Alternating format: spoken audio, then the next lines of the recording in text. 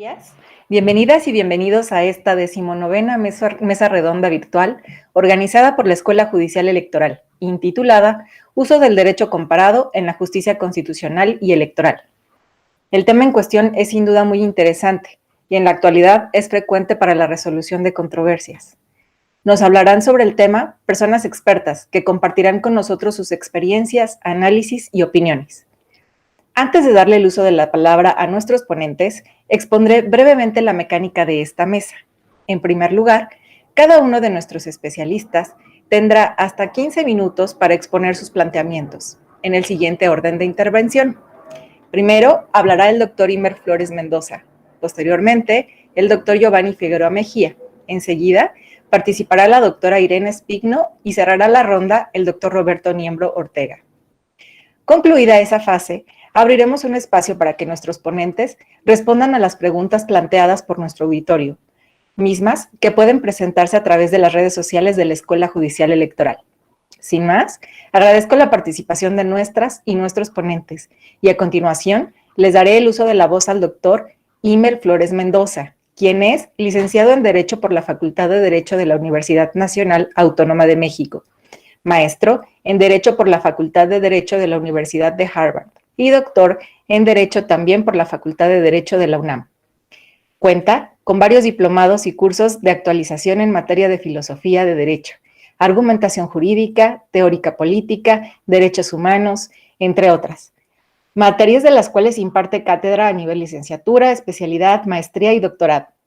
Es autor de diversas obras y artículos en revistas especializadas, motivo por el cual ha recibido premios y reconocimientos tanto nacionales como internacionales por sus ensayos e investigaciones. Ha desempeñado varios cargos en el Instituto de Investigaciones Jurídicas de la Universidad Nacional Autónoma de México, siendo actualmente investigador titular en esa institución. Muchas gracias, doctor. Por favor, le cedo el uso de la voz.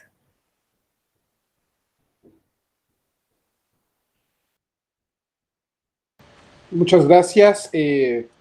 Buenos días, buenas tardes, buenas noches a la hora que vean en la mesa. Pues muchas gracias de entrada a los magistrados y a las magistradas del Tribunal Electoral del Poder Judicial de la Federación, a Gaby Rubalcaba García, directora de la Escuela Judicial Electoral, y en especial a Alfonso Herrera y a Jesús Cadena, y por supuesto también a Lucero por la moderación y la oportunidad de compartir la mesa con Giovanni, con Roberto e Irene. Y bueno, yo le agradezco también a quienes me han ayudado de alguna forma en la ponencia, a Gustavo Escalante, y por ahí también a Fernando Gesto, Antonio Rojas Benítez, Alexia, Edgardo, René y Rubén. Pues bueno, básicamente, como saben, hoy nos toca hablar de alguna forma del uso del derecho comparado. Yo diría que es más amplio el uso en la creación y aplicación del derecho en general, y concretamente la invitación es hoy a platicarlo en la jurisdicción constitucional y electoral en particular. Yo les adelanto que para mí el uso del derecho comparado es y ha sido omnipresente. Yo diría que desde los griegos y romanos hasta nuestros días, sin olvidar a Montesquieu y a Rousseau. Sacaron ustedes que Rousseau escribió este estudio sobre la Constitución de Polonia, siendo ginebrino le interesaba el tema. Entonces, a lo que voy, quisiera insistir, es que hoy lo que vemos es que hay una tendencia claramente creciente al uso del derecho comparado en la justicia tanto constitucional como electoral. Pero yo diría que eso siempre estuvo ahí y que ciertamente a partir de la reforma a la Constitución Política de los Estados Unidos Mexicanos, publicada en el Diario Oficial del 10 de junio de 2011, se va a hacer ha sido más creciente y es más evidente. También creo que es más evidente por los mismos usos de las tecnologías de la comunicación y de la información. Un poco lo que quisiera defender o sugerir una idea es que siempre estuvo ahí, siempre ha estado ahí y seguramente siempre va a estar ahí. El tema es que claramente hoy en día es mucho más visible y trato de explicar de alguna forma por qué. Pero para avanzar, me gustaría poner alguna definición tanto estipulativa, si quieren, sobre cómo entiendo el derecho comparado, cómo lo vamos a entender. El derecho comparado es una disciplina jurídica caracterizada por estudiar no solamente el derecho, sino además la doctrina, la dogmática jurídica. Y me interesa mucho hacer este énfasis de que no nada más lo entiendo como el derecho positivo vigente en un tiempo y espacio, sino también como la doctrina o dogmática jurídica que deriva de ese derecho positivo, pero sobre todo que procede de otro sistema jurídico, ya sea subnacional, nacional, internacional y hasta supranacional. el cual puede ser usado para orientar tanto la creación de normas jurídicas generales y abstractas, básicamente la legislación, como su aplicación a casos particulares y concretos. Esto es la adjudicación de derechos y obligaciones, que es sobre todo el tema que nos interesa el día de hoy. Insisto y aclaro que el derecho puede ser vigente o no, como es el caso del estudio del derecho romano. O sea, como se acordarán, fue objeto de estudio de los glosadores y de los posglosadores.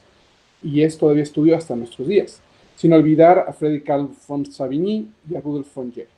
Así mismo me gustaría enfatizar que el uso puede ser, y aquí creo que es relevante hacer estas distinciones, explícito e implícito. Mi idea es que siempre ha estado ahí y muchas veces fue implícito, y hoy por hoy es claramente explícito. Me parece que además podría ser expreso tácito.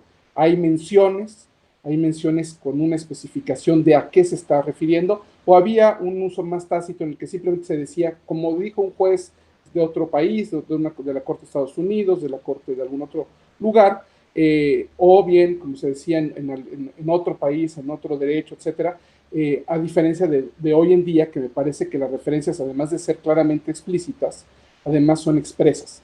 Se dice tal caso y se dicen las páginas de tal caso que se están usando hoy en día. Y para esto también quisiera reforzar una distinción más, que sería cómo el uso ha sido, curiosamente, originalmente era un uso que más del lado de los votos de minoría, de los votos particulares. La mayoría quizás se quedaba más parada en la idea de que el derecho era el derecho, estaba ahí vigente para algún tiempo y espacio determinado. En el caso de lo que me interesaría también como explicitar, es cómo hoy en día, lo cual me parece que nos dice muchas cosas, creo que son pequeños detallitos, pero creo que nos dicen mucho de cómo se ha usado y cómo se utiliza el derecho comparado. Insisto, yo defiendo la idea de que siempre ha estado ahí, eso en el presente, que de alguna forma sí hay una tendencia creciente, y lo que creo que es entonces muy obvio es que hoy es muy evidente porque lo usan no nada más la minoría que quiera abrir la cancha, sino la mayoría para también justificar sus decisiones. La utilidad de recurrir al derecho comparado me parece que se vuelve entonces muy obvia, pero me permito enfatizar dos aspectos. Describir las tendencias actuales en el derecho que cruzan o trascienden las fronteras nacionales, incluido el diálogo entre las diferentes cortes y tribunales, así como entre legisladores, juzgadores y demás operadores jurídicos. Y prescribir de alguna forma soluciones a problemas jurídicos que también cruzan o trascienden las fronteras nacionales. Y aquí, digamos, haré referencia a unos casos muy concretos, pero puedo mencionar que también hoy en día, para los casos de marihuana, el tema del cambio climático, la pobreza, la prevención de epidemias y ahora hasta las pandemias, la regulación de la migración, la protección de los derechos humanos, de todos y en especial de las minorías, el reconocimiento a los matrimonios de personas del mismo sexo, entre muchos otros más. En esta ocasión, como decíamos, nos centraríamos en las aplicaciones del derecho comparado en la jurisdicción constitucional y electoral, y a modo de conclusión en algunas de sus implicaciones. Básicamente, comienzo esta historia, sobre todo me gustaría enfatizar a mí las decisiones anteriores al 10 de junio del 2011, porque me parece que justamente ahí es donde es muy sugerente el uso del derecho comparado, porque ya después, con la reforma del 10 de junio, claramente recurrimos a las fuentes de derecho internacional, con lo cual ya esas referencias se vuelven obligadas desde mi punto de vista. Para mí entonces lo relevante era, digamos, cómo se hacía desde antes. Y uno de los principios que me parece que fue de los que claramente han migrado a través de todo el planeta es el principio de proporcionalidad. A partir de las fórmulas del balanceo, del equilibrio, la ponderación, como saben, Robert Alexis es un claro exponente, Aaron Barak será otro de sus principales expositores, pero creo que hay ya una gran literatura, muy vasta literatura en torno a este tema. Pero, como saben, yo creo que esta aplicación del principio de proporcionalidad se la debemos en primerísimo lugar al Tribunal Federal Alemán, de ahí parecería que al Tribunal Europeo de Derechos Humanos, de ahí la idea migró a la Suprema Corte de Canadá, de Israel, de Sudáfrica, de India, y eventualmente también llegó a la Corte Interamericana de Derechos Humanos, donde pensaría yo que es donde la hemos tomado nosotros, en el caso mexicano. Yo el primer caso que ubico de una clara aplicación de ese principio de proporcionalidad es el amparo en revisión 543/2003 del 20 de abril de 2004. Digamos, ahí básicamente, en lugar de la fórmula tradicional del principio de necesidad, idoneidad y proporcionalidad, se hablaba, en un caso de discriminación, en donde decían que era necesario que la distinción fuera objetiva, que la distinción fuera racional, que fuera un medio adecuado para alcanzar el fin que se estaba que estaba previsto y que fuera proporcional, es decir, que no menoscabara o anulara el otro derecho, o a la hora de hacer una decisión no estuvieran anulando o menoscabando un derecho. Y ahí lo que me parece como muy relevante de ese caso es que lo usa la minoría. El caso se decide en un caso con nada más 9 ministros, se decide 5-4, y son los de la minoría los que enfatizan la importancia de recurrir al test de proporcionalidad, que como saben, hoy en día ya es un test obligado, pero surgió siendo una decisión de la minoría la que lo sube al ámbito de cómo tendríamos que estar utilizando esas expresiones. Y bueno, sé que el tiempo es corto, entonces trato de apurarme en algunos de los que me parecen como más emblemáticos. A mí, digamos, y esto sobre todo para ilustrar cómo ha cambiado la tendencia, cómo ha cambiado la forma en cómo lo entendemos, y me permito hacer referencia al caso Bandera, o conocido también como el caso del poeta maldito. Este es el amparo en revisión 2676 del 2003, que fue resuelto el 5 de octubre de 2005. Igual, como sabrán, como se acordarán, en este caso queda 3-2 en sala, en la primera sala, y la minoría la conforman el ministro Cosío y el ministro Silva Mesa.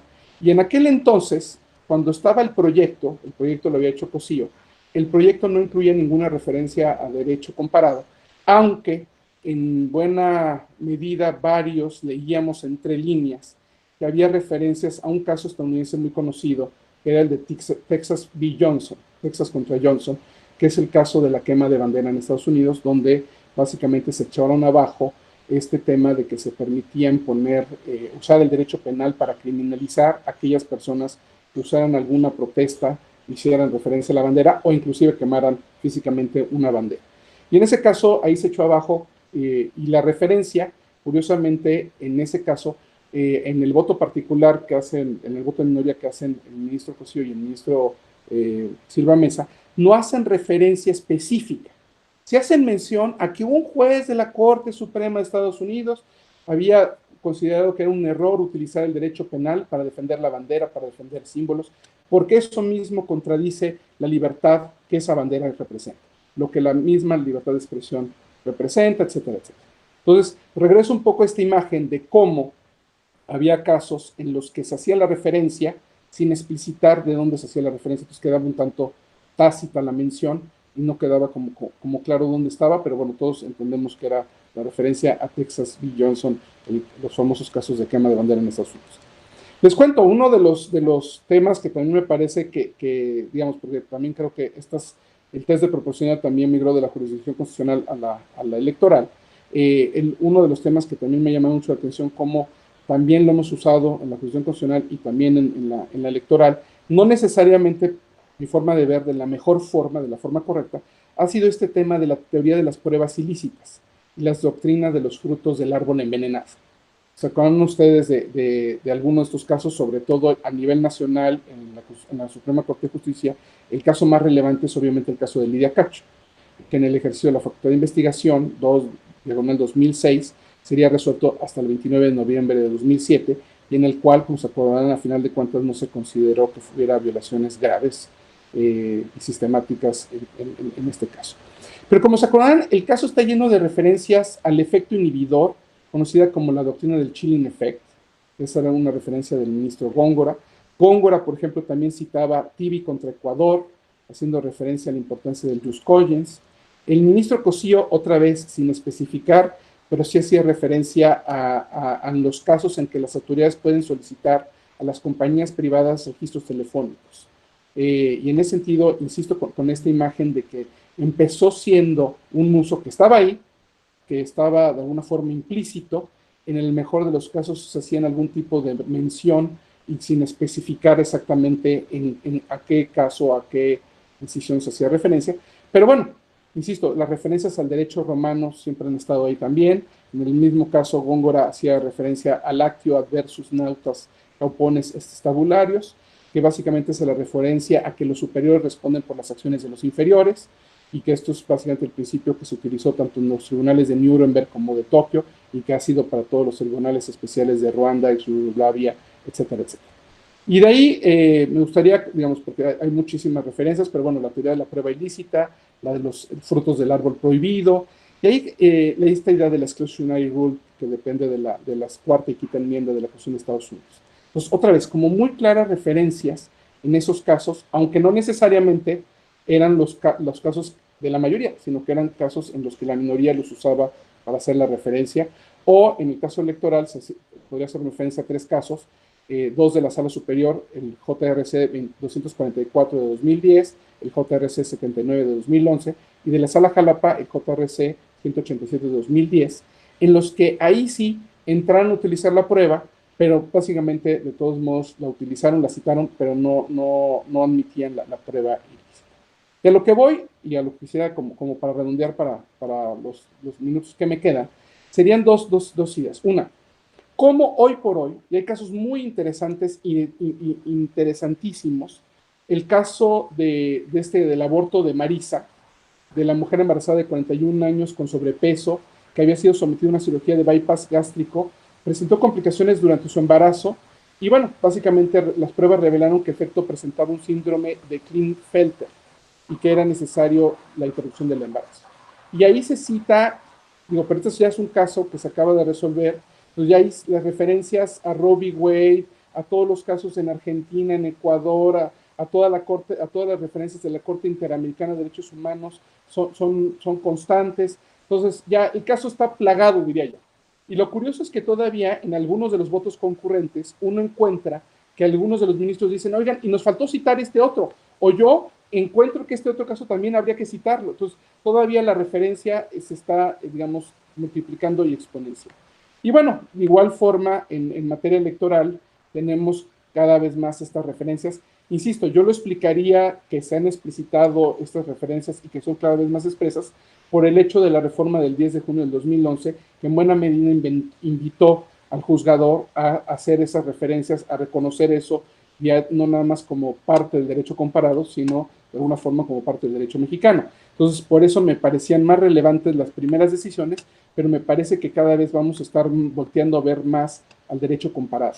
Y me trato de explicar cuál me parece que es la gran implicación que tiene este tema.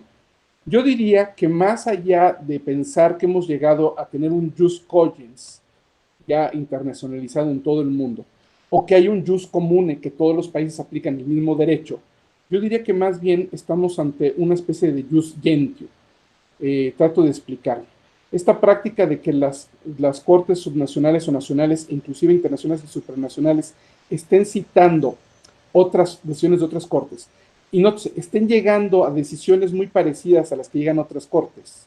Insisto, en el tema de matrimonio igualitario, matrimonio de personas del mismo sexo, la decisión, la justificación que se le ha dado a esos casos ha sido básicamente la misma en todos los países. Entonces, no es que sea un jus cogens que se impone a todos, no es que sea un jus comune que sea idéntico en todos los países, sino que hemos identificado una especie de jus gentium moderno en esta práctica de citar las decisiones de la Corte. Y para eso, insisto, la principal implicación me parece es esta idea del jus gentium. Una segunda, siguiendo la del jus gentium, deberíamos citarnos a Waldron, pero una que también me interesa mucho es enfatizar a la William Twining la importancia de que la jurisprudencia sea verdaderamente general y que para que sea verdaderamente general tiene que ser comparada e integrada. Y en ese sentido, insistiría, no necesitamos unificar el derecho en el derecho duro, en el hard law, en la letra, sino que en la práctica, el derecho suave, el soft law, la interpretación que le estamos dando al derecho es la que de alguna forma ha sido compartida por todas las gentes más allá de las naciones y como tal cruza o trasciende las fronteras nacionales y en consecuencia el derecho estatal. Y esto pues, simplemente me permito citar a Justiniano para terminar. Todos los pueblos regidos por leyes o costumbres tienen un derecho, que en parte es propio y en parte común a todos los hombres, pues el derecho que cada pueblo se da exclusivamente es propio de los individuos de la ciudad y se lo llama derecho civil, jus civil.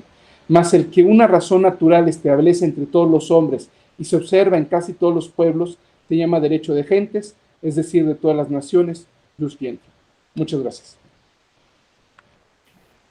Doctor, pues muchísimas gracias, extraordinaria exposición. Sin duda es muy interesante todos los casos que usted nos plantea y pues bueno, en mi opinión es muy enriquecedor que en la actualidad cada vez más se utilice el derecho comparado y se use en mayor medida y no como antes sucedía, como usted bien refiere, solo para emitir votos o vamos, como pequeñas referencias, más no para propiamente como para resolver las cuestiones de fondo. Muchas gracias, doctor. Muchas gracias. Bueno, pues a continuación cederé el uso de la voz al doctor Giovanni. Doctor, ¿está por aquí? Me parece que, me parece que no, ¿verdad? Bueno, si están de acuerdo, no sé si me permiten ceder el uso de la voz a la doctora Irene. ¿Sí? Perfecto. Bueno, doctora, la doctora Irene es doctora de investigación en Derecho y Economía por la Universidad de Siena, Italia. Realizó cursos avanzados en Derecho Constitucional y cuenta con el European Master Degree en Historia Política y Derecho Comparado en los países mediterráneos por las universidades de Messina, Milán y Córdoba. Es coautora en varias publicaciones, artículos de revista. Su obra más reciente, Elementos de Derecho Constitucional Comparado para América Latina, ha participado en congresos y conferencias y seminarios en varios países, motivo por el cual ha recibido premios y reconocimientos a nivel nacional e internacional. Ha impartido clases en materia de Derecho Constitucional y Derechos a nivel licenciatura, maestría y diplomado. Actualmente es la directora general de la Academia Interamericana de Derechos Humanos de la Universidad Autónoma de Coahuila. Muchas gracias, doctora. Por favor. Muy buenos días a todas y a todos. Muchas gracias, maestra, por esta tan amable presentación. Pues yo también, en primer lugar, quiero agradecer, obviamente, a la Escuela Judicial Electoral, a su directora, la doctora Gabriela Rubalcaba, así como al doctor Alfonso Herrera García por esta tan amable invitación.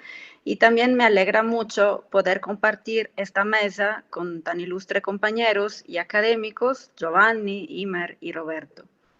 Me parece que el tema de esta mesa redonda es muy apropiado. En efecto, sí se habla mucho de derecho comparado y de comparación jurídica, también por el fenómeno que pues se estaba comentando hace un momento, del gran uso que se ha estado haciendo de derecho comparado. Pero bueno, mi doctorado fue en específico sobre el derecho constitucional comparado.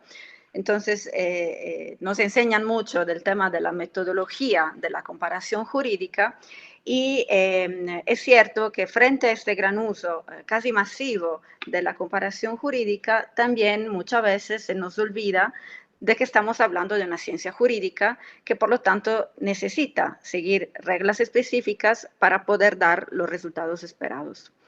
Es cierto también que sí hay un gran uso del derecho comparado, pero también es cierto que hay malos usos, hay confusiones, hay malos entendidos que todavía pues existen cuando hablamos y cuando usamos el derecho comparado, tanto en lo que se refiere a muchos aspectos teóricos, pero también a muchos aspectos prácticos. Entonces, yo en esta pequeña intervención me gustaría hacer un poco de luz sobre las principales características de esta disciplina jurídica. Y me voy a concentrar en un punto en específico, que es el tema del propósito del derecho comparado, de la finalidad del derecho comparado y en especial en la finalidad que tiene el derecho comparado cuando se aplica en la interpretación judicial, cuando estamos hablando de justicia constitucional y obviamente también en temas de tipo de carácter electoral.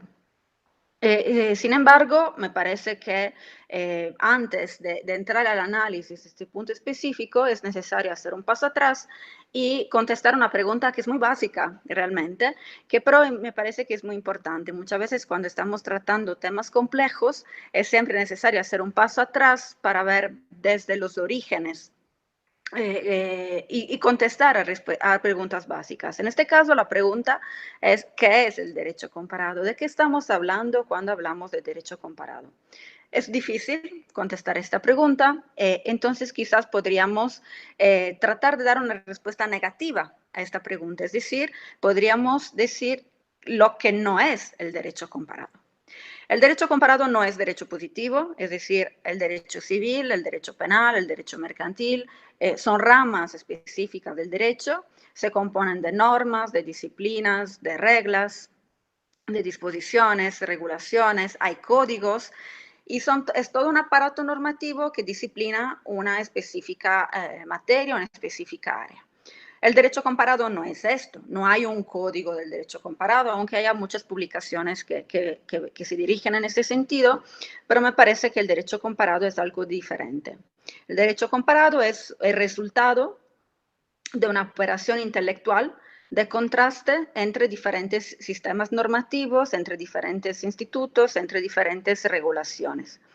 Y si llevamos a cabo esta actividad, esta operación intelectual de contraste de una forma sistemática y de acuerdo, respetando los cánones del método legal, esta operación asume las características de una disciplina científica. Significa que el derecho comparado es una ciencia y que por lo tanto, como todas las ciencias, crea conocimiento. Pero pues también es necesario decir algo más. Hay otro error muy común que se hace, que se considera el derecho comparado como todo lo que no es derecho nacional. Muchas veces existe en muchos contextos la errónea convicción que hacer comparación jurídica es hacer referencia al derecho internacional, al derecho convencional, a los derechos regionales o al derecho extranjero. Eso es un error. Es otro tipo de operación, pero no es hacer comparación jurídica. El derecho comparado no es derecho internacional y tampoco es derecho extranjero. Veamos dónde está la diferencia. El derecho extranjero es el derecho de otro Estado. Y si se mira desde el punto de vista de la perspectiva del autor que realiza el estudio o del juez que está haciendo interpretación. Por ejemplo, yo soy una investigadora, italiana, radicada en México, y quiero estudiar, por ejemplo, no sé, la normativa francesa en materia de libertad de expresión. Y solo quiero estudiar eso, o sea, me quiero limitar a analizar la normativa francesa en materia de libertad de expresión, sin aplicar ninguna otra metodología. Entonces, en este caso, aunque esté estudiando o esté haciendo referencia al derecho francés, pues no estoy haciendo comparación jurídica, estoy estudiando un sistema legal distinto porque es diferente del sistema nacional al que pertenezco, que estudio normalmente. El sistema nacional al que pertenezco y que estudio normalmente es mi punto de referencia. Sin embargo, inclusive si este tipo de estudio realmente no es un estudio de derecho comparado, estudiar el derecho extranjero es muy importante y quizás es parte de esta operación intelectual en que consiste el hacer comparación jurídica, porque estudiar el derecho extranjero funciona como punto de partida para poder llevar a cabo un análisis de tipo comparativo. Y obviamente pues es muy importante en este sentido tanto el derecho extranjero como la jurisprudencia extranjera para poder comprender y entender de manera positiva el uso del derecho comparado en la interpretación judicial. También hay otro elemento que me parece que es fundamental, que se tiene que tener en cuenta cuando estamos haciendo derecho comparado. Que es junto con el derecho extranjero. Y este elemento fundamental se relaciona mucho cuando estamos hablando de interpretación constitucional o de justicia constitucional o interpretación judicial en temas constitucionales. Nuestro objeto de estudio, bueno, en el caso de la interpretación de los jueces, el objeto de estudio de los jueces es la Constitución y es el derecho constitucional. Y ya desde los cursos de licenciatura realmente nos enseñan que la Constitución es muchas cosas. Es un documento normativo, pero que también tiene tintes políticos, históricos, culturales, sociales, económicos, etcétera, etcétera. Entonces es un documento complejo. Y los comparatistas, entonces, que nos acercamos, y especialmente los constitucionalistas comparatistas que nos acercamos al estudio de las constituciones con clave en perspectiva comparada, entonces no podemos ignorar otras disciplinas. A los comparatistas se les exige tener un conocimiento general de la historia constitucional, del sistema de fuentes, del derecho, de las costumbres, de las convenciones constitucionales, y etc. ¿Y por qué? ¿Por qué esto? Porque para poder hacer comparación jurídica, cada norma, cada instituto que se analice, que se tome en consideración, debe ser contextualizado. Es decir, debe ser enmarcado en un contexto específico apropiado. Ese tema del contexto es fundamental cuando, por ejemplo, estamos hablando de trasplantes normativos, de trasplantes jurídicos, porque pues evidentemente el trasplante, así como en la medicina, el trasplante puede generar rechazo. Entonces, si no se considera el contexto, también hacer un trasplante normativo o inclusive de interpretación, pues puede generar un rechazo por parte del ordenamiento. Y de la misma manera es necesario conocer los institutos típicos del sistema jurídico extranjero y también familiarizarse con la terminología legal utilizada en ellos, ya que puede haber afinidades aparentes con otros sistemas normativos, por ejemplo, en el uso de algunas expresiones como ley, en francés loi, o statute, o law, o rule of law. Entonces, pues hay que familiarizarse con el funcionamiento que todos estos conceptos y todas esas instituciones tienen en el ordenamiento de origen. Ahora, ¿por qué es importante el derecho comparado? Ya Imer mencionó algunas características y seguramente es muy importante porque pues, estamos viviendo en un mundo globalizado, estamos viviendo en un mundo que se caracteriza por un muy importante crecimiento de intercambios económicos, personales, culturales, jurídicos, a través de fronteras. Ya el concepto de frontera pues un poco ha cambiado. Hay muchos fenómenos con naturaleza transicional, transnacional, pero seguramente la principal función, ya lo dijimos al principio, del derecho comparado, siendo una ciencia, es crear conocimiento. Crear conocimiento para conocernos mejor. Imer mencionaba a Aaron Barak, el constitucionalista, expresidente de la Corte Suprema de Israel, según el cual, pues, una frase muy célebre, que dice que el derecho comparado funciona como un espejo porque nos permite conocernos mejor, ver lo que hay afuera para conocernos mejor. Pero también es una función de conocimiento para obtener nuevas ideas, para resolver problemas comunes, evaluar otros sistemas y cooperar internacionalmente. También es cierto que la función y el propósito del derecho comparado depende de quién la usa. En el caso de los legisladores, pueden buscar el derecho comparado, puede ser un laboratorio para tener nuevas ideas, para generar nuevas normativas, nuevos marcos legislativos. Los jueces, pues obviamente tienen, para los jueces es un laboratorio para buscar nuevos argumentos y nuevos criterios que se puedan utilizar en sus interpretaciones. Entonces, ¿por qué los jueces deberían usar el derecho comparado? La comparación jurídica en la interpretación judicial funciona de manera como ayuda interpretativa. Según el profesor de Bergottini, que es uno de los más reconocidos constitucionalistas y comparativistas, tanto en Italia, pero también en el extranjero, el método comparativo es parte de las técnicas interpretativas de los institutos constitucionales utilizados en el marco de la interpretación sistemática, especialmente por los tribunales nacionales, pero también internacionales. Ambos tribunales recurren bastante a la comparación. Y en ese sentido, la comparación pues, es uno de los métodos interpretativos que va de la mano para interpretar las disposiciones de las constituciones, prevalentemente en materia de derechos fundamentales, con los otros métodos literales, sistemáticos, históricos, teleológicos. Así pues lo comentó Peter Aberle, colocando la comparación jurídica como el quinto método de interpretación.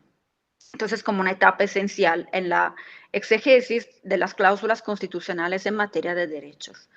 Tal consideración es confirmada a nivel de regulaciones estatales por la referencia progresiva hecha por las constituciones a la relevancia de las regulaciones de los pactos internacionales, por ejemplo, de derechos en las respectivas regulación internas. Y esta importancia también se destaca si lo vemos a nivel de organizaciones internacionales. Por ejemplo, el Tribunal de Justicia de la Unión Europea recurre de manera frecuente a los principios de derechos adoptados por diferentes sistemas estatales. Entonces se entiende, bueno, la Unión Europea tiene un sistema de integración entre diferentes ordenamientos y este sistema de integración pues evidentemente lleva a recurrir a la comparación jurídica en la interpretación de los derechos hecha por los tribunales constitucionales de los estados que son parte de ese sistema de integración. Entonces, me parece que pues, seguramente el sistema internacional de alguna manera ha acelerado, apoyado y favorecido el uso de esos instrumentos, pero me parece que también cuando estamos hablando de interpretación judicial y de uso de la comparación jurídica en la interpretación constitucional y también en materia electoral, también hay que decir algunas especificaciones en lo que se refiere a la metodología. En la interpretación judicial se distinguen dos momentos donde se puede hacer uso de la comparación jurídica. El primero es el argumento comparativo y el segundo es el juicio comparativo. Podemos hablar de argumento comparativo cuando se hace una comparación jurídica durante las fases preliminares de la decisión, mientras que el juicio comparativo es el momento en que el juez hace un razonamiento basado en una consideración comparativa crítica, esa operación intelectual de contraste que vimos al principio, y en virtud de esta consideración comparativa crítica, el juez extrae el principio legal, el principio jurídico en el que basa su propia decisión.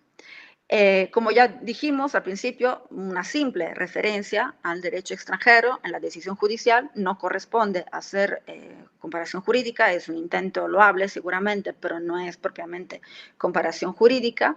Y para poder hacer una comparación, los jueces deben usar la ley extranjera, el derecho extranjero o la jurisprudencia extranjera, junto con un argumento de la referencia misma para que el juez entienda, contextualice y explique el significado del derecho extranjero que ha citado.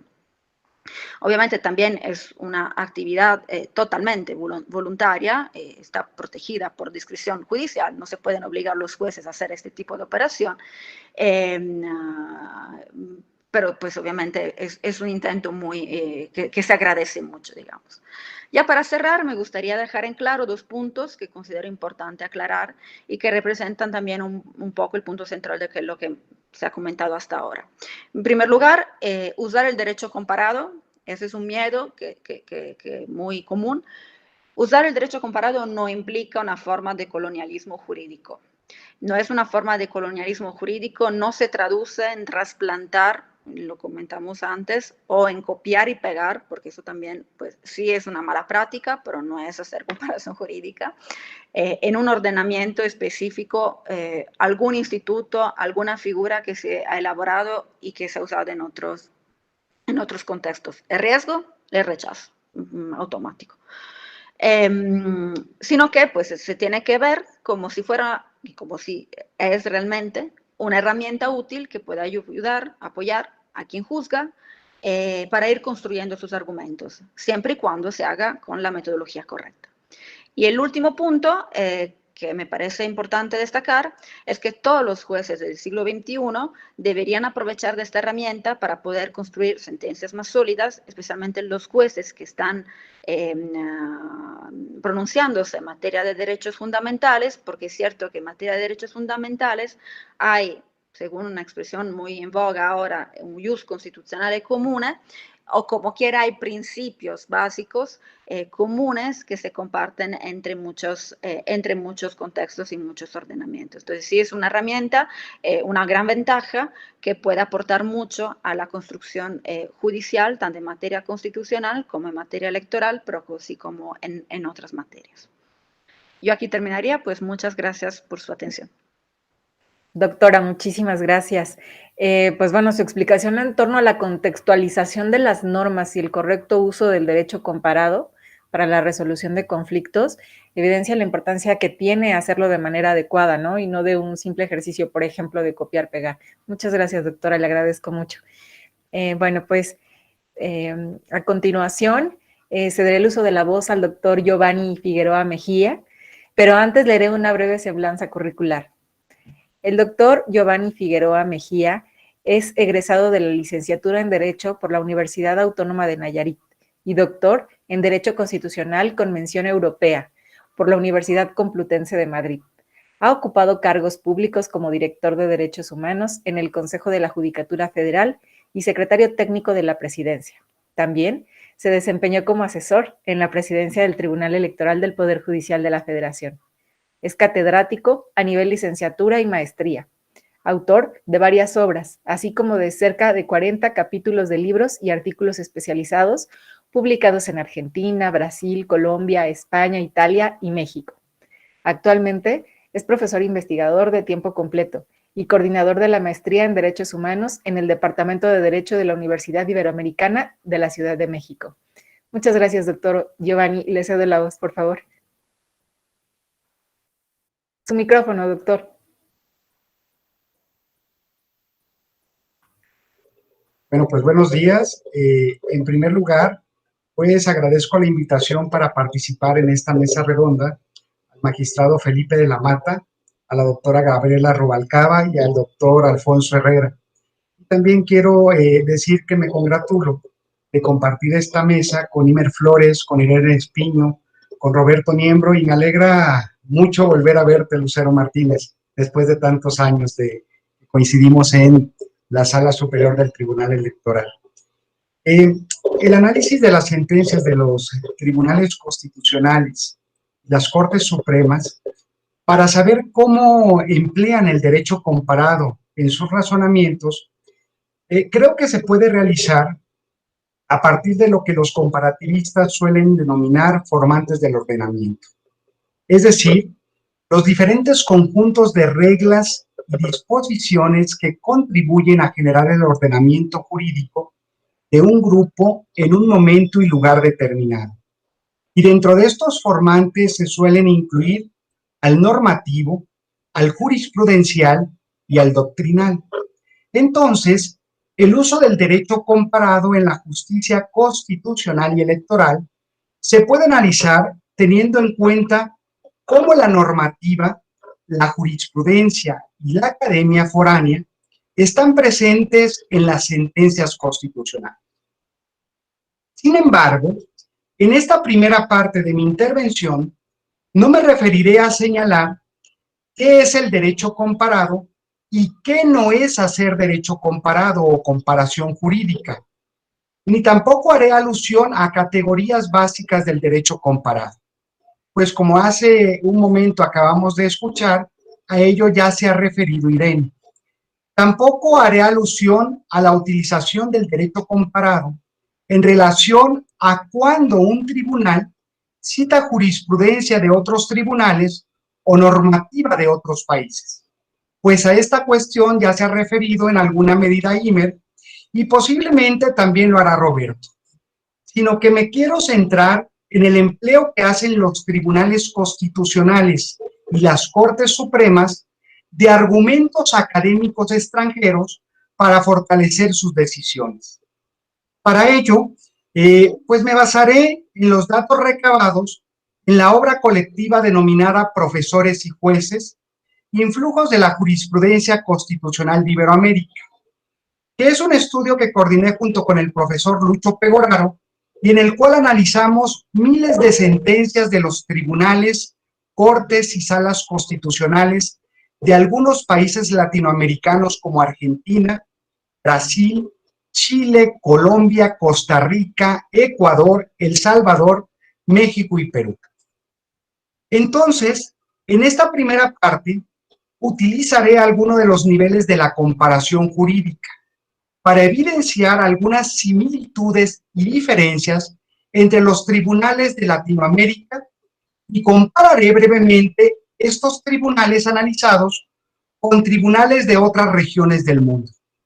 Y cuando me toque volver a intervenir, daré algunos datos acerca de la influencia de la Academia Foránea en las sentencias de la Suprema Corte Mexicana, en juicio de amparo, en controversias constitucionales y en acciones de inconstitucionalidad. Pero también algo diré sobre el uso de la jurisprudencia y normativa foránea en las sentencias de la Suprema Corte y del Tribunal Electoral. Con relación al análisis de los tribunales de los 8 países latinoamericanos que he mencionado, hemos tenido en consideración 20 años de jurisprudencia colombiana, 12 años de jurisprudencia argentina, 10 años de jurisprudencia brasileña, salvadoreña y peruana, 6 años de jurisprudencia chilena y costarricense, 5 años de jurisprudencia ecuatoriana. Ello para determinar la mayor o menor apertura que los tribunales de estos países tienen hacia la doctrina extranjera jurídica, pero también de otras áreas de conocimiento. Y aquí van algunos datos que creo que son relevantes tomar en consideración. Fíjense, del análisis de 51.859 sentencias de la Suprema Corte de Justicia Argentina, se ubicaron 201 sentencias con referencias académicas. Y a pesar de que es amplio el número de citas de autores argentinos, la Corte se alimenta en gran medida de argumentos de académicos foráneos, un poco más del 60%, lo que demuestra una notable propensión al uso del derecho comparado. pues son 30 los países extranjeros a los que pertenecen los autores que más influyen en las decisiones de la Corte. En relación al análisis de las 1.531 sentencias del Supremo Tribunal Federal de Brasil, se encontró que en casi el 20% de esas sentencias se contienen citas académicas en las cuales se transcriben argumentos del autor consultado, y las citas de extranjeros alcanza el 37%. En cuanto al Tribunal Constitucional chileno, se analizaron 1.298 sentencias, y del año 2005 al 2008, el empleo de doctrina fue escaso y poco proclive a la academia foránea. Y a partir de 2009 las cosas cambian un poco, ya que se encuentra un mayor influjo de doctrina nacional y extranjera, aunque sigue prevaleciendo la interna. En el primer periodo señalado, los académicos de otros países llegan al 38%, mientras que en el segundo periodo aludido se citó un 31% de académicos de otros países. Por su parte, del estudio de 16.190 sentencias de la Corte Constitucional Colombiana, se encontró que en casi 14% de ellas hay citas académicas. Y es relevante que de todos los autores citados, el 72% son extranjeros, de 33 diferentes países. Del análisis de 2.109 sentencias de la Sala Constitucional de la Corte Suprema de Justicia de Costa Rica, se ubicaron muy pocos pronunciamientos con citas doctrinales, solo 9. Y en algunas de esas citas se aludieron académicos italianos, españoles, alemanes, costarricenses, estadounidenses y argentinos, lo que equivale a un 67% de autores foráneos. Creo que también es importante tomar en consideración los datos que arrojan las 1.051 sentencias emitidas por la Corte Constitucional del Ecuador, en donde se ubicaron 2.519 diversas citas académicas. En promedio, se emplearon entre 1 y 6 citas por sentencia. Y algo que me llamó la atención es que el peso de la doctrina extranjera es mayor con relación a la nacional, pues los autores consultados son de 25 diversos países, aunque están ausentes los autores de Asia, de África y de Australia. El estudio de las sentencias de la Sala de lo Constitucional de la Corte Suprema de Justicia de El Salvador se realizó sobre una muestra de 2.324 pronunciamientos, en los cuales se encontraron citas doctrinales en 417. Se puede ver que las fronteras nacionales no representan una barrera para la justicia constitucional de este país, pues únicamente cita a 6 académicos nacionales y en cambio la Corte es ampliamente permeable a las ideas importadas de otros países.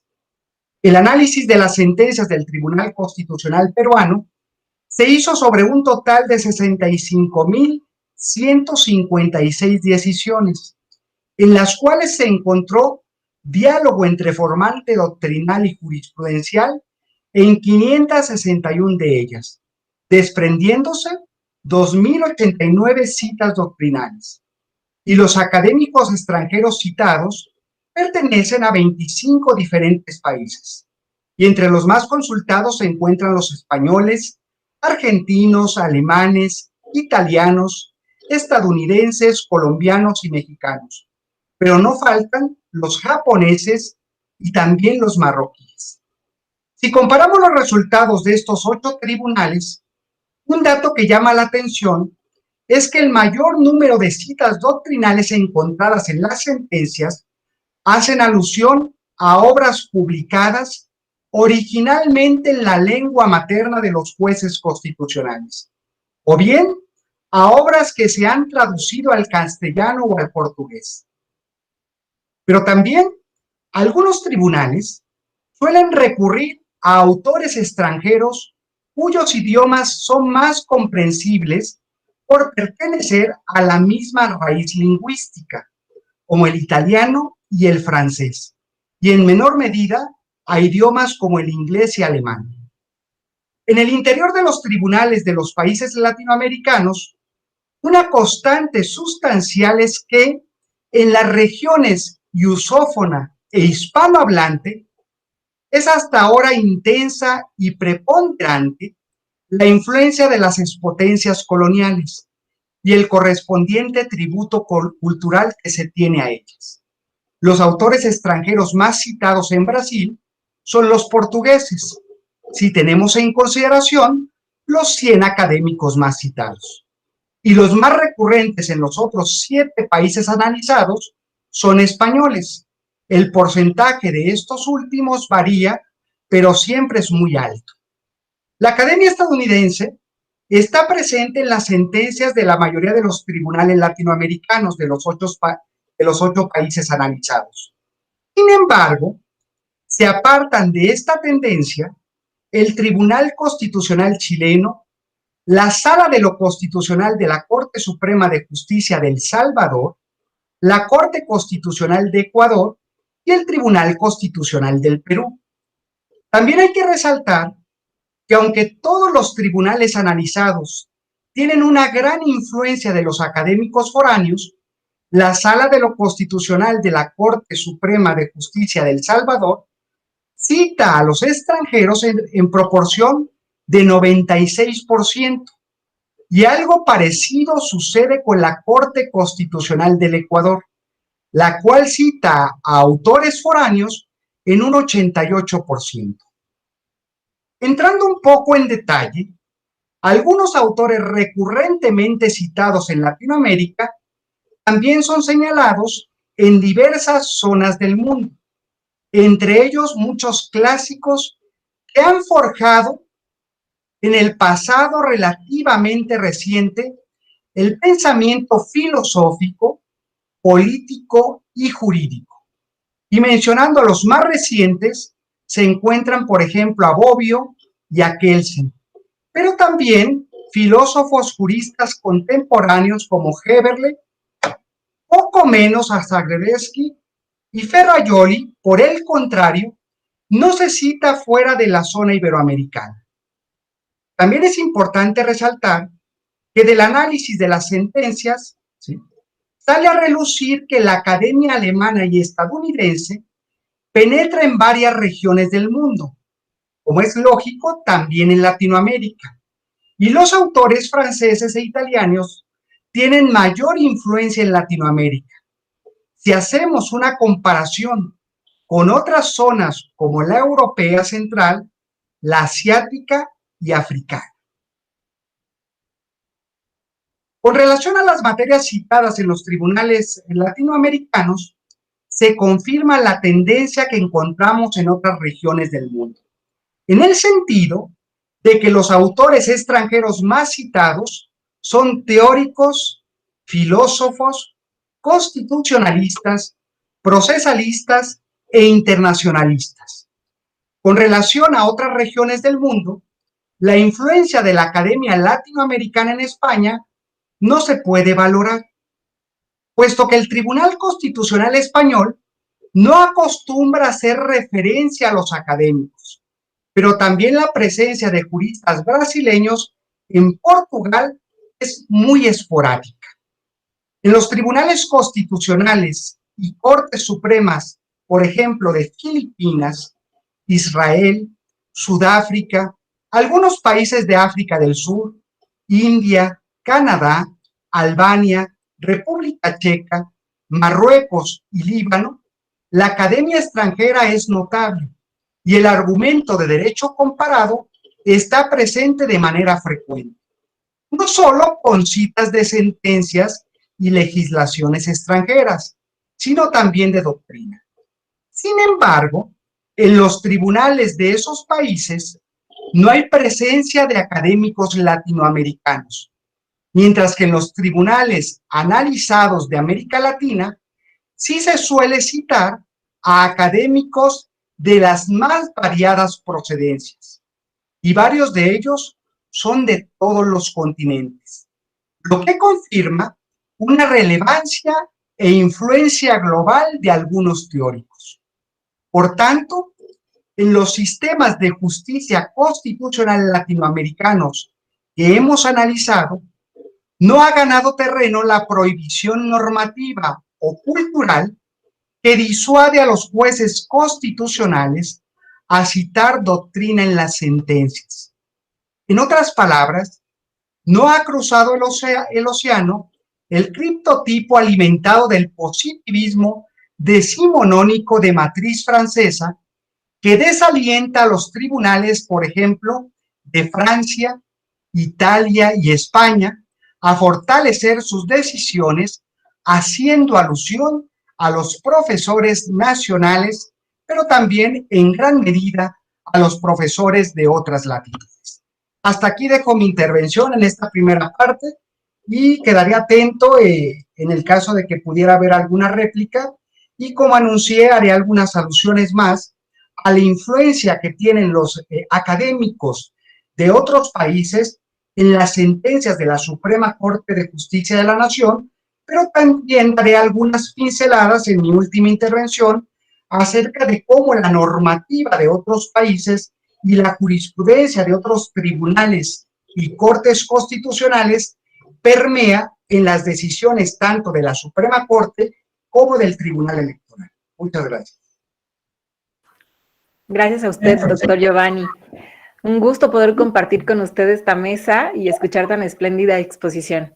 Los datos en torno a los argumentos académicos extranjeros empleados en resoluciones, en diversas resoluciones, es un factor más que evidencia el uso del derecho comparado y, pues bueno, la importancia de la cita de expertos académicos. Muchas gracias, doctor. No, gracias a ti. Bueno, pues a continuación, el doctor Roberto Niembro Ortega nos platicará sus reflexiones en torno al tema. El doctor Niembro Ortega es abogado por la Escuela Libre de Derecho, cuenta con una especialidad en Derechos Humanos por la Universidad Complutense de Madrid, en Argumentación Jurídica por la Universidad de Alicante y en Derecho Constitucional y Ciencia Política por el Centro de Estudios Políticos y Constitucionales.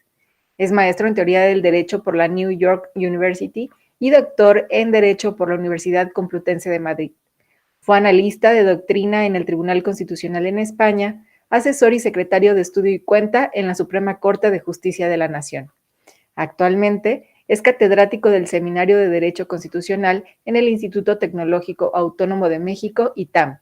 Es director general de Relaciones Institucionales en la Suprema Corte de Justicia de la Nación y coordinador nacional de la Suprema Corte de Justicia de la Nación ante la Cumbre Judicial Iberoamericana.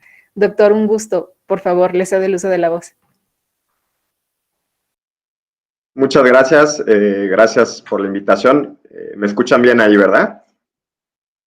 Muy bien. Bueno, pues quería también empezar agradeciendo a la directora de la Escuela Judicial, a la doctora Gabriela Rubalcaba y Alfonso Herrera, la invitación. También quería pues, agradecer a mis colegas y amigos y amigas de la mesa, con quienes tengo intercambios académicos en otras instancias y a quienes obviamente les expreso mi respeto como siempre. Bueno, quería hacer una breve referencia, digamos, empezar cómo concibo yo cuál ha sido el panorama del derecho constitucional comparado en México, para después decir cuáles son los factores que creo han cambiado un poco esta situación, ejemplificar un caso, digamos, que creo que no ha sido del todo idóneo o adecuado del derecho comparado y terminar con algunas reflexiones para lo que considero puede ser las tareas de nuestra generación de constitucionalistas en México para llevar adelante el derecho comparado. Entonces, bueno, lo primero que diría es que el derecho comparado en México, pues, digamos, ha habido pocos tratados sistemáticos en los cuales han abordado el tema, ¿no? Si comparamos la literatura producida en México comparada con la que hay en otros lugares del mundo, pues en realidad es muy poca, ¿no? La literatura que se ha producido en México. Uno de los tratados, digamos, pocos que hay es el del maestro Fixamudio, que creo que fue publicado en 1999, y poco más, digamos. Obviamente hay juristas muy destacados y destacadas, como los que participan en esta mesa, que se han acercado al derecho comparado constantemente desde su carrera, y más personas, ¿no?, que podrían venir a la mesa. Pero a lo que me refiero es que no se ha producido, digamos, tratados de derecho comparado como hay en otras latitudes, haciendo referencia a cuál es la metodología adecuada, una discusión sobre las metodologías, cuál es la mejor forma o la mejor idea para hablar del derecho comparado, ya sea migración de ideas constitucionales, trasplantes, etcétera. Que esa es una discusión muy rica y que casi no hemos tenido en México. Otra, derivada de la falta de publicación de tratados en la materia, pues, y los que hay, es que es poco multidisciplinar, ¿no?, el acercamiento al derecho comparado. Esta es una tarea que creo ha empezado a cambiar en los últimos años, porque creo que ha empezado a cambiar, digamos, la misma concepción del derecho constitucional en México, que le pone más énfasis en la multidisciplinariedad del estudio, ¿no? Y así como más constitucionalistas aplican una aproximación multidisciplinar al derecho constitucional nacional, lo mismo está sucediendo cuando estudiamos derecho constitucional comparado, pero digamos que es excepcional, ¿no? También creo que ha sido poco sistemático y no se han discutido, como ya decía, las metodologías a las cuales refería muy atinadamente Irene Espiño, ¿no? Creo que esa es una de las tareas pendientes, porque sabemos que hay distintas metodologías que compiten para saber cómo es que sí debemos hacer derecho comparado y qué no es derecho comparado, ¿no? Por ejemplo, muchas veces se piensa que el derecho comparado es la sola cita de precedentes en una sentencia, y eso, pues digamos que sería muy pobre pensar que eso es a lo que se reduce el derecho comparado. Pero no alcanzamos a percibir la envergadura de la tarea en la medida en que no somos conscientes de las metodologías que existen y de la competencia, o digamos, de la discusión conceptual y de cuál es la mejor metodología para acercarse a un tema como estos. También creo que digamos, la situación, pintando el panorama, es que quienes nos hemos acercado más al derecho comparado, tal vez lo hemos hecho muy orientados a la Europa continental, derivado de que pues ahí hicimos la gente nuestros estudios doctorales, ¿no? Entonces, creo que también esto empieza a cambiar con el tiempo, porque cada vez más hay más personas que hacen sus doctorados en lo que podríamos decir el mundo anglosajón, pero en general, digamos, hasta esta generación de constitucionalistas, la mayoría de los constitucionalistas, que digamos es el área del derecho comparado que yo conozco más, que obviamente hay comparación en otras áreas del derecho, pero si hablamos de los constitucionalistas, pues normalmente nos enfocamos en lo que se produce en la Europa continental, porque es ahí donde nos formamos y porque también pues el lenguaje, digamos, facilita el conocimiento profundo de las instituciones que se producen en otros países. Entonces, pues aquí, derivada de esta primera reflexión, lo que yo creo que es que hay un llamado, digamos, a la educación legal, ya sea escuelas judiciales o digamos, a las universidades, sobre todo, de que tendría que haber más énfasis, ¿no?, en el derecho comparado como una materia independiente, no necesariamente esperar que fuera, digamos, el derecho comparado parte del curso de derecho constitucional, sino que podría haber una materia destinada específicamente al derecho constitucional comparado, como las hay ya en algunas universidades de la Ciudad de México, que digo, con las cuales más tengo relación.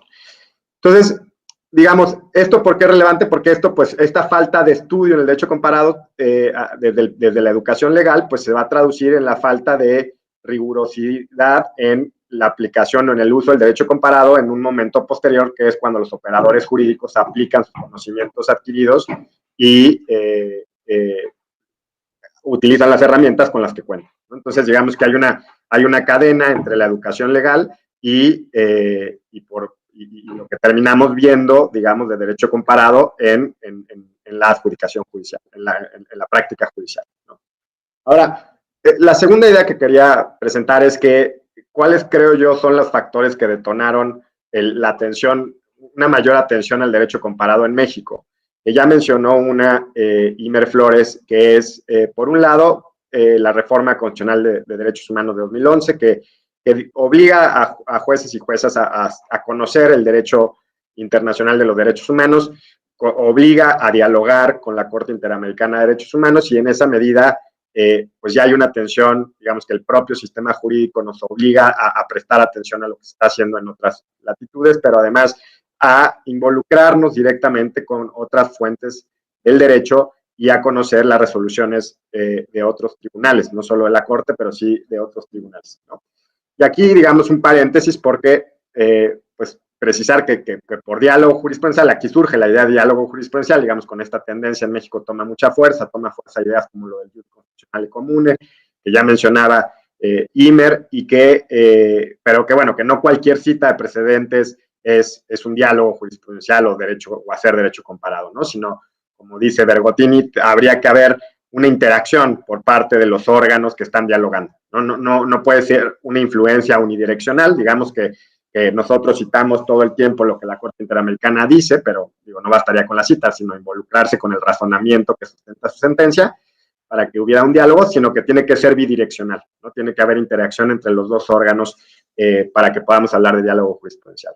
Pero bueno, digamos que en este contexto surge la idea de diálogo en México, toma fuerza y es uno de los mecanismos, digamos, en los que se está llevando adelante el derecho comparado desde la judicatura. Ahora, yo creo que hubo otro detonador en México que nos obligó a atender el derecho comparado, que fue, digamos, la transición democrática, ¿no? Creo que cuando se da la transición democrática y sobre todo se fortalece a la Suprema Corte con la reforma del 95, se fortalecen los órganos que le dan viabilidad al pluralismo democrático. Creo que también al pensar sobre esas instituciones fue necesario acudir al derecho comparado tanto para diseñarlas en su momento como para pensar cómo seguirían adelante ejerciendo su función, digamos. Entonces, por ejemplo, tratándose de la justicia constitucional, pues claramente se acudió a concepciones sustantivas, digamos, de la justicia constitucional, autores como Dworkin, Alexi, que ya mencionaba también Imer, Ferrajoli, pues tuvieron mucha influencia y, digamos, su concepción de la justicia constitucional, pues fue lo que prevaleció, ¿no? Otras visiones de la justicia constitucional, digamos, que han tenido mucha influencia en otros países, como la de John Hart Ely, pues no fueron tenidas en cuenta en la discusión y hasta la fecha creo que son, digamos, muy poco estudiadas en México, pero que, digamos, que esas, en su momento, en el momento de la transición, en el momento ya sea del diseño de instituciones o en el momento de cómo iban a seguir adelante desempeñando su función, pues sí se acudió también al derecho constitucional comparado. Ahora, digamos que hay, como en todo, hay buenas prácticas y malas prácticas, y digamos que en México, así como en otras partes del mundo, pues el derecho comparado es algo novedoso, ¿no? Que creo de haberse, digamos, empezado a hacer. Y una de las cosas o uno de los casos que yo creo que podríamos poner como ejemplo de que tal vez no fue del todo, al no tener una metodología adecuada para hacer derecho comparado, pues no fue del todo afortunada la incorporación o mezcla de ciertas figuras. Y el ejemplo que quería traer a la mesa era, por un lado, en nuestra justicia constitucional se incorporó el test de proporcionalidad, ¿no? Como ya se mencionaba, incorporado de la jurisprudencia europea, del Tribunal Constitucional alemán, particularmente por la traducción de la obra de Roberta Alexi, etcétera, y bueno, derivado de que, como ya decía, pues tiene mucho que ver con la formación de muchas de las personas que estudiaron en el extranjero, que fue de la Europa continental. Se incorpora el test de proporcionalidad a la jurisprudencia, pero a la vez incorporan los tests de escrutinio clásicos del sistema norteamericano, pensados para un test distinto que es el balancing, ¿no? Y pareciera ser que, pues digamos, no habría un problema con esa incorporación, pero yo no creo que sea tan así. No creo que sea tan fácil, digamos, la mezcla del test de proporcionalidad con los escrutinios. ¿Por qué? Porque digamos, si hubiéramos hecho un buen estudio de derecho comparado, nos hubiéramos dado cuenta que la propia doctrina norteamericana considera que el test de proporcionalidad es ya de por sí un test estricto de constitucionalidad. O sea, lo que ellos consideran como un test estricto del balancing es dicen varios autores, digamos, es similar al test de proporcionalidad por el tercer paso del test de proporcionalidad que exige la medida menos restrictiva.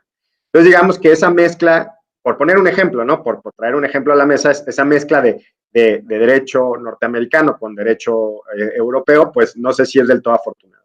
Y lo mismo sucede, por ejemplo, en la importación de los escrutinios cuando los aplicamos a categorías sospechosas, que es, digamos, la idea clásica de la aplicación de los escrutinios, de los niveles de escrutinio, pero que también ahí no hemos atendido, y creo que eso se refleja en la jurisprudencia a veces de algunas de nuestras cortes, que es que aplicamos los escrutinios siempre que haya una clasificación con base en una categoría sospechosa, sin atender si la clasificación favorece o no a un grupo desaventajado, ¿no? Y digo, por atender a la brevedad del tiempo, pues no puedo detenerme en esto, pero digamos que esa discusión sobre cuándo aplicas un escrutinio estricto o no, siempre que haya una categoría sospechosa, pues depende si hay un grupo desaventajado o no en Estados Unidos, y esa discusión pues no la hemos tenido en México con profundidad, y se ha visto reflejado en sentencias de tribunales que aplican escrutinio estricto sin importar si se trata de una acción afirmativa que favorece al grupo desaventajado, cuando en esos casos no tendría que aplicarse el escrutinio estricto. O por lo menos tendría que haber una teoría que lo sustente, ¿no? Detrás. Entonces, digamos, este es un ejemplo, o estos son dos ejemplos que pongo sobre la mesa sobre por qué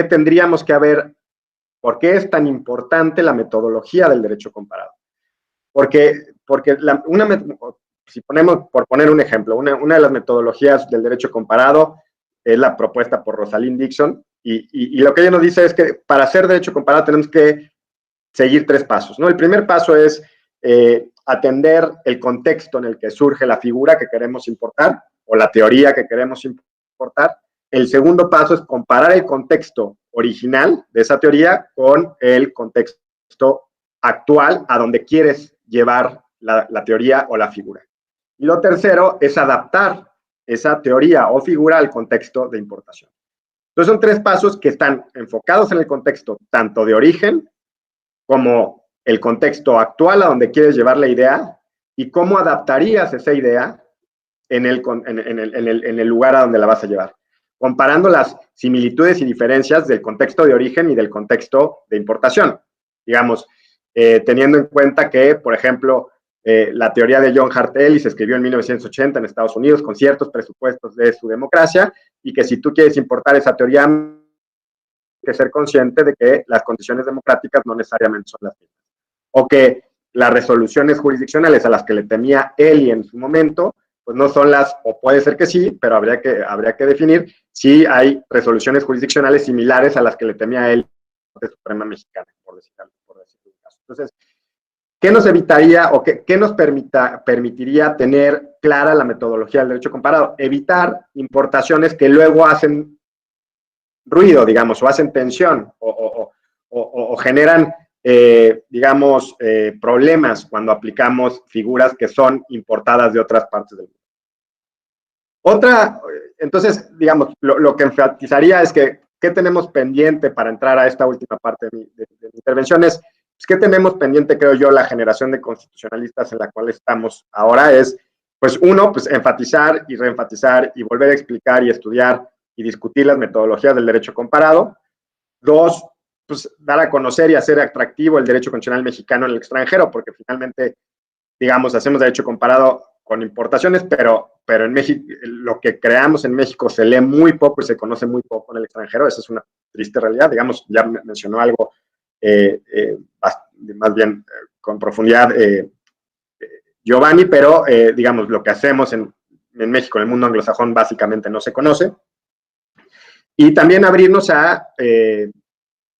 digamos, a que todas las experiencias constitucionales nos pueden enseñar algo, y que no necesariamente las únicas experiencias valiosas son las experiencias europeas y norteamericanas, que no estoy diciendo que no, obviamente, digamos, yo me formé allá y los leo permanentemente, pero que podemos también aprender de otras experiencias constitucionales que no necesariamente son las mainstream, ¿no? Las principales o las más influyentes alrededor del mundo. Y bueno, también creo que sería importante que desde una perspectiva crítica al derecho comparado, que reconozcamos y sepamos diferenciar distintas prácticas, unas más viciadas que otras, de hacer derecho comparado, ¿no? Por un lado, podemos saber que un préstamo de medios es correcto, digamos, cuando importamos el test de proporcionalidad, teniendo las prevenciones que ya dije, por ejemplo, o lo que se ha llamado la conversión, ¿no? O, digamos, la incorporación de fines del derecho comparado, es decir, no solo importo o hago derecho comparado en relación con un medio como el test de proporcionalidad, sino también una interpretación sobre un derecho fundamental, por ejemplo, sobre la libertad de expresión. Pero deberíamos de develar y criticar la simulación de o la imitación de apariencias cuando el derecho comparado se utiliza solo para simular, digamos, ¿no? O sea, muchas veces el derecho comparado es utilizado solo para simular, digamos, que estamos siguiendo el patrón democrático liberal, cuando en la realidad eso no es así, ¿no? Y eso, pues, creo que hay que tener mucho cuidado.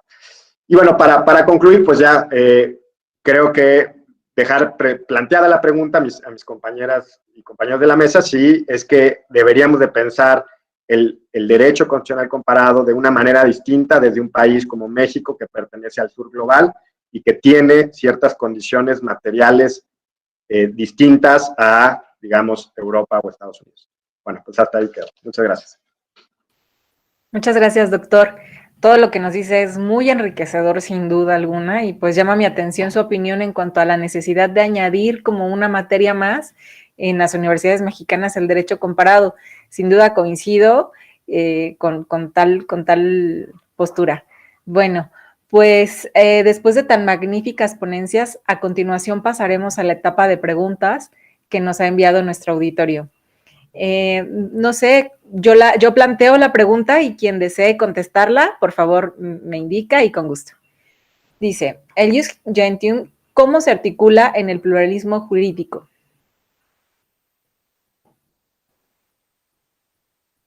Sí, claro, por favor, doctor Imer. De hecho, creo que de alguna forma fui el que la subió a la discusión el tema. A mí justamente me parece que el jus gentium es mucho mejor, pues es la categoría correcta para hablar de pluralismo jurídico. Me parece que a final de cuentas el jus cogens, o sea, como pensar que ya hay una norma de jus cogens de derecho internacional, parece que ya es solamente un estándar, ¿no? Y como el jus comune, parece que se fija nada más en lo que es común a una parte del derecho. Y me parece que el jus gentium justamente incorpora esta parte de pluralismo, de aquello que se traslapa en todos los niveles y que lo hace, insisto, entre gentes. Entonces, entre indígenas, no indígenas, entre nivel local, entre nivel federal, entre nivel internacional, nacional. Entonces, yo creo que justamente el jus gentium viene a ser un concepto más rico y más preciso para esta discusión, ¿no? Gracias, muchas gracias, doctor. Bueno, si no hay otra intervención, voy a plantear la siguiente pregunta. ¿Qué papel juega en el derecho comparado el análisis del diálogo jurisprudencial transversal entre tribunales constitucionales y supranacionales en materia de derechos humanos? Sí, por favor, doctora. Bueno, ahí yo creo que se plantean distintas facetas del concepto de diálogo jurisprudencial. Es un diálogo, normalmente cuando se habla de diálogo jurisprudencial se habla, como es una actividad voluntaria que hacen los jueces, se habla de un diálogo que se realiza entre tribunales o jueces que están en el mismo nivel, es decir, tribunales constitucionales de diferentes países entre sí, cortes supremas de diferentes países, pero como es una actividad voluntaria, los tribunales o las cortes o los jueces de manera voluntaria deciden entrar en ese tipo de diálogo.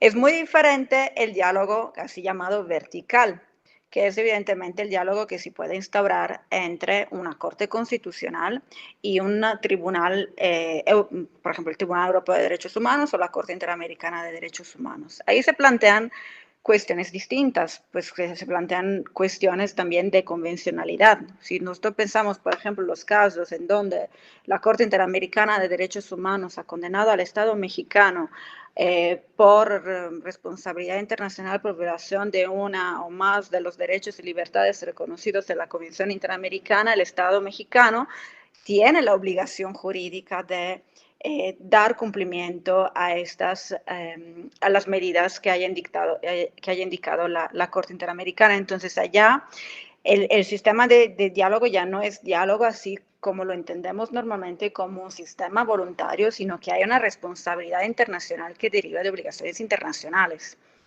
Es muy diferente el caso si se instaura, por ejemplo, un diálogo entre corte supranacional, corte regional, y Estado que no ha recibido, en un caso específico, una, entre comillas, condena por parte del juez interamericano o del juez europeo. Ahí, pues, obviamente, pues, en Europa este tema queda muy claro, y pues en el sistema interamericano también.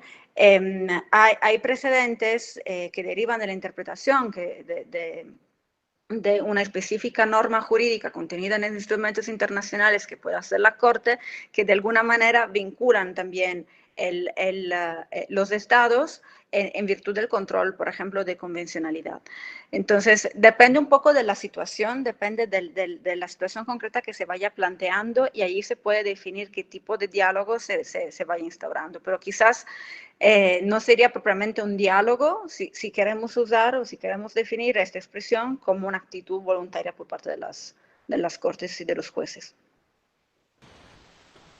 Gracias, muchas gracias, doctora. Por favor, doctor, claro. Sí, a mí me gustaría agregar un poco esto que dice de alguna forma Irene, que no es propiamente un diálogo, porque no es como que nos estemos hablando de qué van a resolver, cómo lo hacen, pero sí de alguna forma diría yo, como más como la metáfora, de que estamos atentos a lo que dicen otros tribunales, a lo que dicen otros legisladores, a lo que dice. Entonces, yo podría quizás, ya no expliqué o ya no desarrollé algunos ejemplos, por ejemplo, de matrimonios de personas del mismo sexo, que se acuerdan ustedes que después de que la Ciudad de México abre el tema, en los estados se da esta contra de poner explícitamente que matrimonio tenía que ser la unión de un solo hombre con una sola mujer. A final de cuentas, digo, eso parecido pasó en Estados Unidos, donde habían hecho también el DOMA, ¿no? Defense of Marriage Act, donde habían legislado justamente para el mismo sentido de entender. Entonces, más que necesariamente pensar que haya un diálogo voluntario, nos hablamos, tomamos el teléfono, nos preguntamos cómo lo hacemos, creo que en los hechos, de alguna forma, podemos leer entre líneas, podemos, válgase la expresión, leerles los labios, lo que están dialogando, aunque no estén hablando entre ellos, pero podemos leer lo que dicen un tribunal por acá, un tribunal por allá, un legislador, un juzgador, cómo están de alguna forma interactuando. Y en ese sentido, a mí no me sorprende que a final de cuentas el resultado, tanto en México como en Estados Unidos, haya sido muy parecido. A final de cuentas, la Corte, en el caso Oaxaca, hizo referencia claramente a que no podríamos entenderlo. Primero declaró inconstitucional la parte de procreación, y luego dijo, oye, eso de que pongas un solo hombre con una sola mujer es claramente discriminatorio, pues tienes que dejarlo abierto. Y de alguna forma, esto fue a principios de junio del 2015 que lo resolvió la Corte Mexicana, y poquito después lo resolvió la Corte de Estados Unidos en los mismos términos. Ahora, no sé, no creo que se hayan hablado, levantado los teléfonos a preguntarnos cómo le van a hacer ustedes, cómo le van a hacer ustedes, pero simplemente coincide que hay, si ponemos atención a la ley, a la Constitución, a las declaraciones de derechos humanos o a las convenciones, tenemos un aparato, insisto, no es idéntico al hard law, pero es muy parecido la materia prima que tenemos y que vamos a acabar interpretando. Entonces, es ahí donde yo creo que se empieza a dar, o podríamos enfatizar esa idea de que sea un diálogo. Y coincido con Irene, el tema es, y yo por eso hacía esa referencia, una cosa es que ahorita está muy explícito, muchas menciones, pero ya se vuelve nada más como citar por citar. Cuando antes, aunque no se mencionara, se usaba el argumento comparativo, creo que es lo importante. Ese sería quizás el punto que me parece central. Muchas gracias, doctor. Doctor Giovanni, me comenta que... Sí. Sí, gracias, Lucero. Pues bueno, yo sí estoy... Perdón que le interrumpa, su pantalla está apagada. Sí, no sé, ahorita voy a intentar perfecto. Que se pueda ver, pero voy avanzando para aprovechar el tiempo. Claro, sí, gracias. Yo estoy en gran parte de acuerdo con lo que acaba de adelantar Imer, porque si bien es cierto, muchas veces cuando se habla de diálogo jurisprudencial, realmente no es tal, porque sobre todo si tenemos en cuenta que el diálogo jurisprudencial pues implica también una interlocución mediante pronunciamientos, sentencias, resoluciones, es decir, diferentes criterios que utilizan de manera recíproca un tribunal y otro. Y hace un momento hacía alusión al tema de matrimonio igualitario, que incluso antes de que los pronunciamientos de nuestra Suprema Corte Mexicana ya habían hecho, por ejemplo, tribunales y cortes, y en este caso también la Sala Constitucional de Costa Rica, pero también el Tribunal brasileño. Y entonces creo que cuando uno se refiere al diálogo jurisprudencial, hay que tomar en cuenta que paulatinamente ha propiciado el empleo de la comparación tanto por los jueces nacionales como por los internacionales, y que ese intercambio de ideas se ha convertido en uno de los temas más destacados, coincidirán conmigo, de los últimos años en torno a las relaciones e influencias entre tribunales. Así, por ejemplo, es recurrente hablar de un diálogo entre tribunales nacionales de un mismo país o entre tribunales constitucionales y supremos con otros tribunales extranjeros, que aunque tienen una competencia parecida y se sitúan en un mismo nivel jerárquico, motivan una influencia recíproca por el particular prestigio que tienen. Pero algo que creo que también es importante cuando uno suele hacer referencia al diálogo jurisprudencial, también en la forma en la que ya adelantaba, por ejemplo, creo que fue Roberto, pues creo que esto se ha incrementado sobre todo en materia de derechos humanos, a través de esa relación entre tribunales nacionales y cortes internacionales, que están unidas por un ordenamiento regional, cuya jurisprudencia tiende a ser más o menos homogénea por los temas comunes entre países. Es decir, podemos tomar como referencia pues a los tribunales constitucionales de la Unión Europea, que reconocen en el Convenio Europeo y en los pronunciamientos del Tribunal Europeo de Derechos Humanos, pues ámbitos que son indispensables tener en consideración. Pero también si nos vamos a otras regiones, lo mismo sucede en aquellos países que pertenecen a la Organización de Estados Americanos, pues como sabemos deciden pues tener en cuenta los contenidos de la Convención Americana de Derechos Humanos y la interpretación que de ella realiza constantemente la Corte Interamericana de Derechos Humanos. Entonces, creo que el diálogo jurisprudencial lo podemos ver desde diferentes enfoques, es decir, un diálogo jurisprudencial de tipo horizontal y un diálogo jurisprudencial de tipo vertical. Hasta ahí me pararía por ahora, Lucero. Muchas gracias, doctor Giovanni. Por favor, doctor Niembro. Sí, gracias, Lucero. Yo andando nada más en este tema, lo que quería decir es que, bueno, digamos, en mi opinión, sí, la idea de diálogo se conduce más cuando es un diálogo horizontal, ¿no? Creo que cuando hablamos de diálogo vertical, pierde más el sentido de diálogo desde mi punto de vista. Creo que se puede convertir más en un monólogo, pero porque para mí el diálogo necesita de interacción y en eso necesita también de libertad de las partes que están involucradas, ¿no? Ahora, pero más allá de eso, que es menor el desacuerdo, yo quería enfatizar que, bueno, aunque hablamos de un lenguaje común y se habla mucho ya del derecho constitucional común, digamos, de América Latina, también hay que tener en cuenta que en este diálogo es importante, echarle un ojo a los detalles de cada uno de los textos constitucionales. Es decir, no todos por más que todos tengamos prevista la libertad de expresión, pues cada uno de los textos constitucionales tiene sus detalles, puede tener sus distintas cláusulas de excepción, etcétera, etcétera, o distintas alcances del derecho, ¿no? Y esto lo llama la atención porque precisamente la metodología del derecho comparado lo que nos llama es a también atender al contexto de origen de la resolución o la teoría o el ítem que queremos importar, porque muchas veces se hace, digamos, digamos, encontramos una resolución jurisdiccional que apoya nuestro punto y usamos eso como derecho comparado, pero sin prestar atención a los detalles del texto constitucional o del contexto social y político del cual surge la resolución o teoría de la que queremos con la que estamos trabajando, ¿no? Eso es lo que quería decir. Gracias. Muchas gracias, doctor. Pues es todo muy, muy interesante y pues bueno, a mí me gustaría seguir con esta charla tan padre.